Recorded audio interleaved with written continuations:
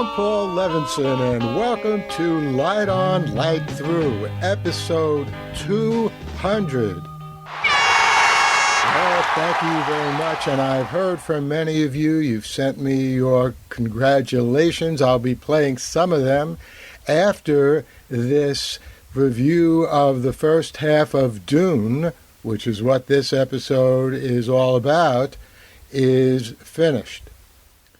Well, the first half of Dune, it's over 2.5 hours of almost a 6-hour movie. Came up on HBO Max late Thursday evening, East Coast time. It's also in theaters, and one of these self-impressed expert critics ought to proclaim that this movie can't be fully or really appreciated unless you see it on the big screen. Well, maybe my mind is prone to seeing cinematic vistas, but you know what? I like the movie just fine on my Mac Airbook. In fact, I thought this first half of a movie was superb, far better than most other complete films, including David Lynch's 1984 brave attempt to make a movie out of Dune. Actually, the only thing I remember about that movie was Sting, who was pretty good. I think he was one of the Harkonnens. Anyway, the new 2021 first half of the movie was true in almost all important respects to the original Frank Herbert novel. Very well acted and staged, with desert scenes that made me thirsty. The sandworm and the Fremen were especially effective, and all the major characters shined. Well, I guess you can't say that about the Harkonnen, who are nauseating, but that's exactly what they're supposed to be. Now, I've told people over the years who were thinking of starting the Dune book series and asked my opinion. By the way, I first read the novel in the mid-1970s, about 10 years after Frank Herbert's masterpiece was finally published. It was published earlier, some of the material as short stories in Astounding magazine. But the word is that as many as 25 different publishers turned down the novel. This is an old story, by the way, that I've talked about a lot on this podcast. The Problem of Gatekeepers. Probably the most egregious example are the 25 or so record companies that turned down the Beatles. Oh yeah, I tell you something. I can't believe that any A&R person, an artist and repertoire person, in a record company couldn't have heard that that was a huge hit. But to get back to Dune, I told these many people who have actually asked me over the years what I thought of the Dune book series. I told them they just need to suspend their judgment for the first third or more of the book, which frankly is dense and often pretty boring. You need to hold out for the tour de force it becomes as the story progresses. That origin of Dune, that template that director Denis Villeneuve had to work with, makes his accomplishment all the more impressive. And in addition to the movie narrative, the battle scenes and the music were powerful too. Let's get to the acting. Jason Momoa was outstanding. He should talk in his roles in plain English more often. His character, Duncan Idaho, was one of the best characters in the whole Dune series of books, and he has a great future ahead. Momoa gets him off to a very good start. I also like Jason Bardem as Stilgar, and Zendaya was stirring as Chani, even in the short time she was on the screen. Oscar Isaac, who was powerful in Scenes of a Marriage, delivered the same as Duke Leto in Dune. I first saw Rebecca Ferguson in Reminiscence earlier this year, and I was struck by her performance in that movie. She was fine in the crucial role of Lady Jessica in Dune. And I thought I saw some cheap shot at Timothy Chalamet in some review I glanced at and didn't read. He was fine in the even more important pivotal role of Paul. I'm looking forward to seeing him with blue eyes. Now that will happen in part 2 of Dune, when with any luck we'll also meet Alia, maybe see what happened to Duncan, Idaho, and also see more of the Bene Gesserit. By the way, I'm not sure if that's pronounced Bene Gesserit or Gesserit, so be my guest, you pronounce it any way you like. We should also be meeting the Emperor, and who knows who and what else. And I'll, of course, be back here when that movie is released. I'll be back here with another review.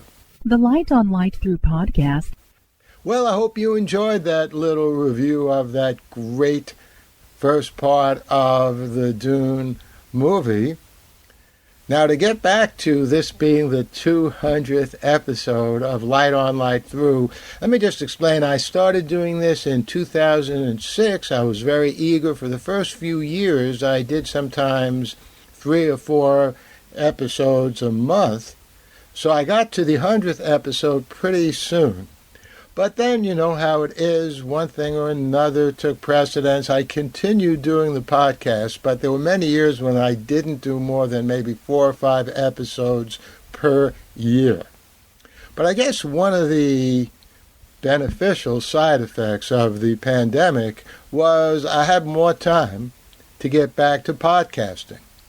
And so pretty much in the summer of 2020, in the depth of the lockdown, I began doing podcasts more frequently. And so we got to 200 much more quickly than I would have expected a few years ago. And as I said, many of you have sent in your congratulations. I'm going to play some of them now for you. And these are still coming in, so I'll probably be sprinkling the next few episodes of Light On, Light Through with some more congratulations. But thank you, everyone.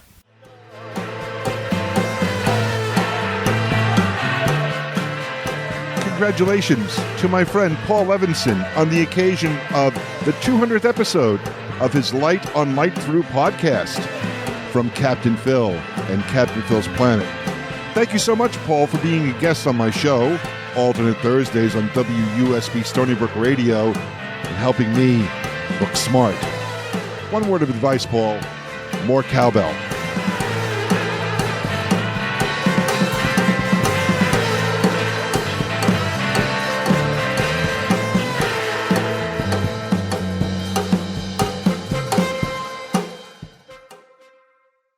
Hello, Paul.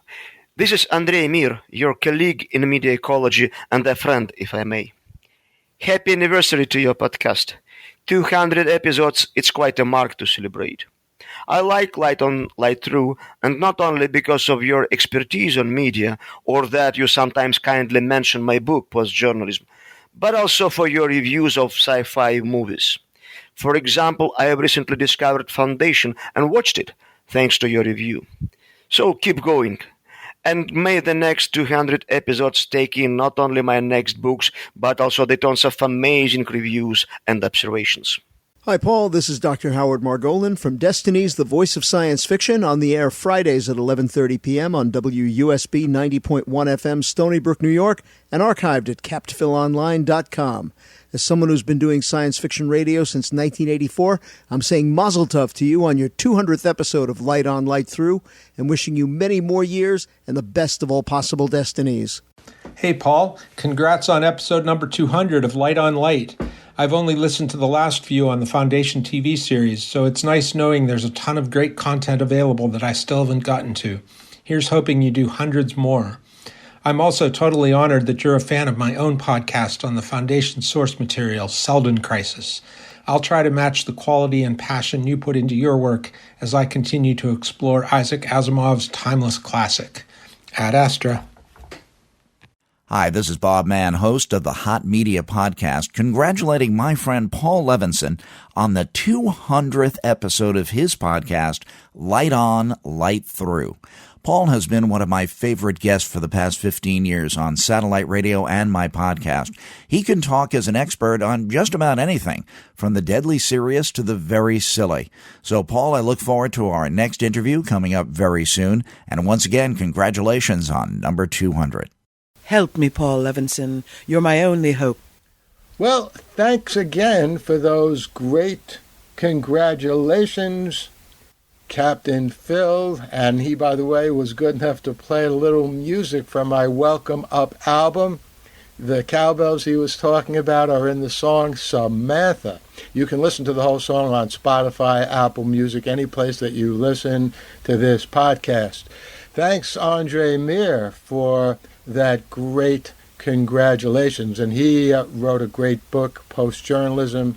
He's one of the rising stars in media theory. Hey, thank you, Howard Margolin, for a really nice congratulations. He has the longest running radio science fiction show. It is a great, great show. Thank you, Joel McKinnon, who I just got to know recently listening to his superb podcast, Settled in Crisis, which obviously is about the Foundation series. And thank you, Bob Mann. He'll be interviewing me. I was going to say I'll be doing an interview, but he'll be interviewing me this Monday. I guess I shouldn't say what it is. We don't want to give it away yet, Bob, do we? But that probably will then be up on his podcast, Hot Media, the end of next week. So I'll be back here pretty soon with another review. There's another science fiction series up on Apple TV, Invasion. I've begun to watch it, and I'll be back here soon with a review of the first 3 episodes, which are now up on Apple TV+. And of course, I'll also be back here with my review of each and every episode of the Foundation series. So, and who knows what else might come up in this week ahead. So, in the meantime, stay safe, stay well, and enjoy.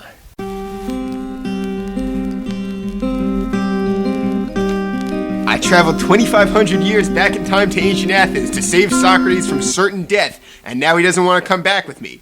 Oi, I'm gonna plot! All this and more in Paul Levinson's The Plots to Save Socrates.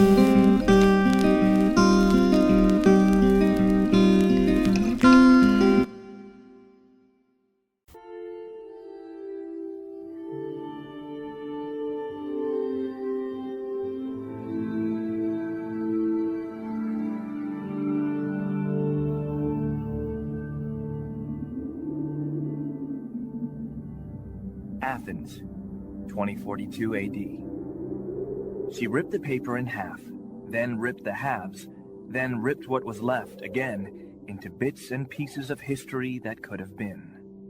Sierra Waters had read once that, years ago, it was thought that men made love for the thrill, while women made love for the sense of connection it gave them. Curled Up with a Good Book says, Sierra Waters is sexy as hell. You can find out more about The Plot to Save Socrates by Paul Levinson at theplottosavesocrates.com.